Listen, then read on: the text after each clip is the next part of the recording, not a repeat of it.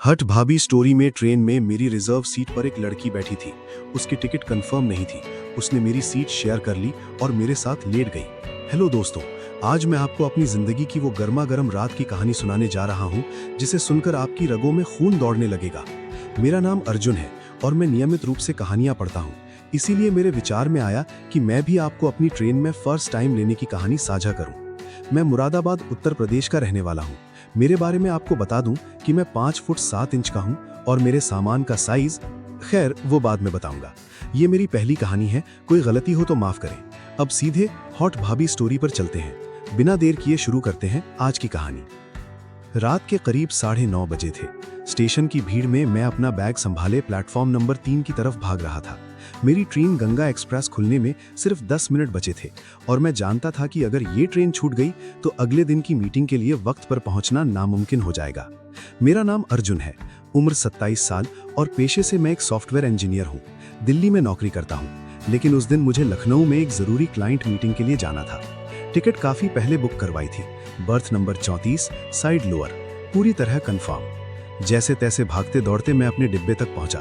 सांस फूली हुई थी, माथे पर पसीना चमक रहा था। डिब्बे में चढ़ते ही मैंने अपनी सीट का नंबर देखा और उस तरफ बढ़ गया, लेकिन जैसे ही मैं अपनी बर्थ के पास पहुंचा मेरे कदम वहीं थम गए। मेरी सीट पर यानी साइड लोअर बर्थ नंबर 34 पर एक लड़की बैठी थी। वो खिड़की के पास सिमटी हुई बैठी थी, हाथों में एक छोटा सा बैग कसकर पकड़े हुए, और उसकी आंखों में एक अजीब सी घबराहट साफ झलक रही थी। उसने हल्के गुलाबी रंग का सूट पहना हुआ था। उसकी गोरी कमर और भरी भरी मौसमी तनी हुई थी। सूट की ऊपरी बटन खुले थे जिससे उसकी गहरी वॉली दिख रही थी। बाल खुले हुए थे, होंठ थोड़े सूजे हुए और आंखों में घबराहट के साथ एक आकर्षण था। मेरी नजर सीधे उसके ऊपर चली गई जो सूट में फंसी हुई थी। बाल कंधों तक खुले हुए थे और चेहरे पर एक मासूमियत थी जो पहली ही नजर में किसी का भी दिल जीत ले। मैं एक पल के लिए वहीं ठिठक गया। शायद ये पहली बार था जब मैंने किसी को इतने गौर से देखा था। वो भी सिर्फ इसलिए नहीं कि वो खूबसूरत थी, बल्कि इसलिए क्योंकि उसके चेहरे पर छाई परेशानी मुझे भी बेचैन कर रही थी। एक्सक्यूज मी, मैंने कहा, ये मेरी सीट है, बर्थ नंबर 34। उसने चौंक कर मेरी तरफ देखा। उसकी आंखों में डर और शर्मिंदगी दोनों साफ दिख रहे थे। सॉरी सर, मुझे पता है ये आपकी सीट है। दरअसल मेरी टिकट कंफर्म नहीं हुई, वेटिंग में है, और टीटी साहब ने कहा कि जब तक कोई सीट खाली मिले मैं यहीं बैठ सकती हूँ, बस थोड़ी देर के लिए, प्लीज। उसकी आवाज में इतनी मासूमियत थी, इतनी लाचारी थी कि मेरा गुस्सा, जो थकान और भागदौड़ की वजह से पहले से ही चढ़ा हुआ था, अचानक पिघलने लगा और मेरे शरीर में हलचल मचा दी। मैंने अपने आसपास नजर दौड़ाई। डिब्बा पूरा भरा हुआ था, कहीं कोई खाली जगह नहीं दिख रही थी। ठीक है, लेकिन ये मेरी बर्थ है, मुझे भी तो बैठना है। वो तुरंत सकपका गई। जी हाँ बिल्कुल, मैं यहाँ थोड़ी सी जगह में बैठ जाती हूँ, आप भी बैठिए। मैंने एक गहरी सांस ली और अपना बैग ऊपर की बर्थ पर रखा, फिर उसी सीट पर उससे थोड़ी दूरी बनाकर बैठ गया। ट्रेन कुछ ही मिनटों में चल पड़ी।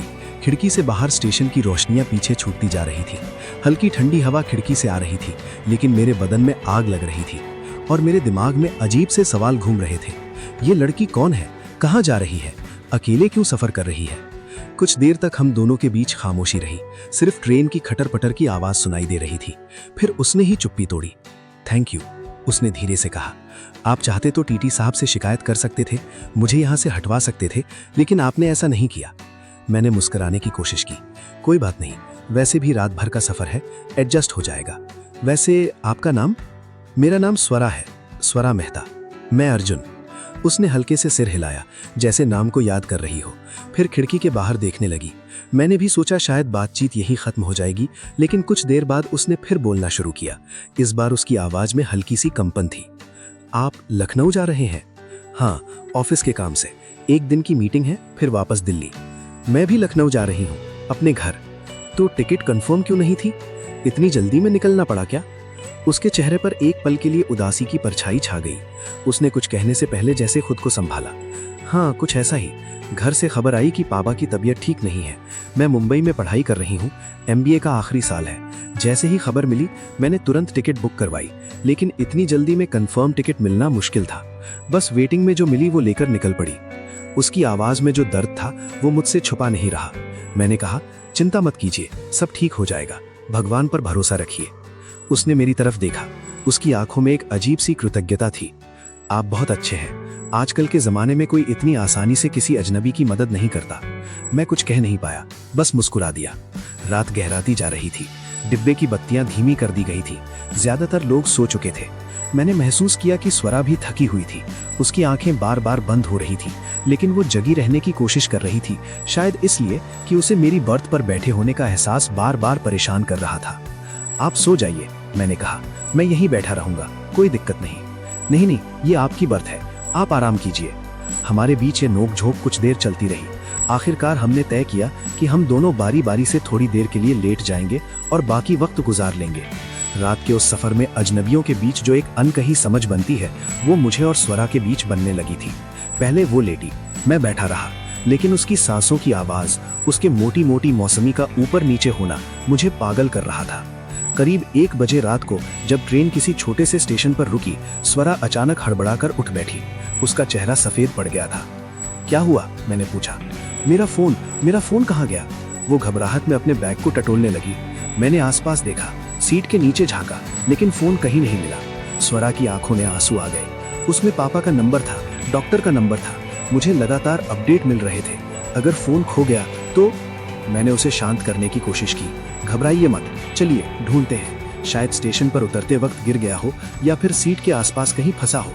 हम दोनों ने मिलकर सीट के नीचे, कुशन के बीच, बैग के हर कोने में तलाशा। फोन ढूंढते वक्त गलती से उसका शरीर मेरे से सट गया। उसके नरम संतरे मेरे पीठ पर दब गए। मेरा हथियार पूरी तरह खड़ा हो चुका था।